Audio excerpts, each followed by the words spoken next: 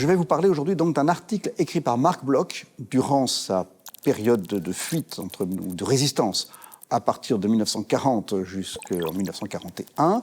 C'est un article inachevé, un article posthume qui paraît en 1947 au bon soin de Lucien Febvre dans la deuxième livraison des Annales. Bloch, dans cet article, parle d'un problème fondamental, qui est la question de la servitude, une institution qui est déclinée de deux façons, pour l'Antiquité, l'esclavage, pour le Moyen-Âge, le servage.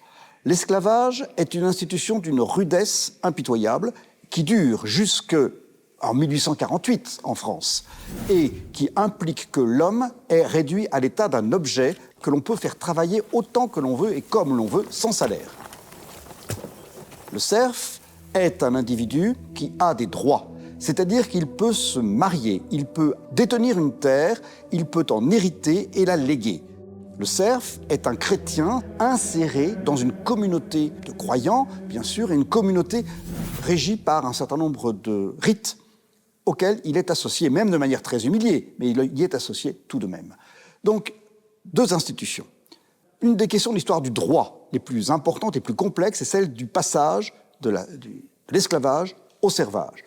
Cette question-là a été traitée par l'historien du droit. Bloch la traite comme une question d'histoire économique d'une part, sociale d'autre part. Bloch montre que ce qui est en cause, c'est la rémunération du travail.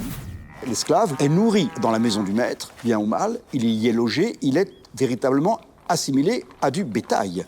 Le serf est chasé, il a une casa, il a une exploitation, et il garde une partie du revenu de cette exploitation pour lui. Ces hommes se définissent comme, ces hommes et ces femmes se définissent comme étant les hommes d'un autre homme, les hommes de.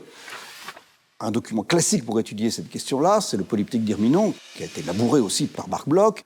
Ce qu'il remarque, c'est que ce qui revient à chaque phrase, c'est un tel homme de Saint-Germain, une telle femme de Saint-Germain. On n'est pas défini par un statut juridique, on est défini par une relation personnelle. Et puis, il y a aussi toute une ritualité, qui est celle de la remise tous les ans d'une petite somme d'argent que l'on porte sur sa tête et qui, pour cette raison, s'appelle le cheuvage. Ce cheuvage est donné au Seigneur et dans le cours d'une cérémonie publique qui rappelle à tous dans quelle position humiliée on se trouve. Cet article a été lu assez rapidement et il a infusé la littérature érudite.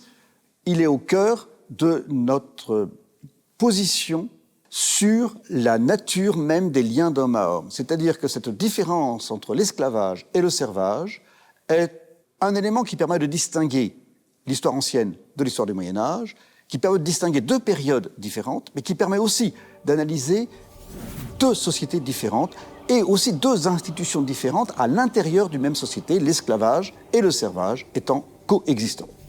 Relire Marc Bloch sur ce sujet-là comme sur d'autres nous donne un arrière-plan théorique et un arrière-plan de réflexion véritablement exceptionnel. La capacité de théorisation de Bloch est hors du commun et nous nous appuyons toujours sur ce qu'il a dit et fait pour éclairer nos propres problèmes.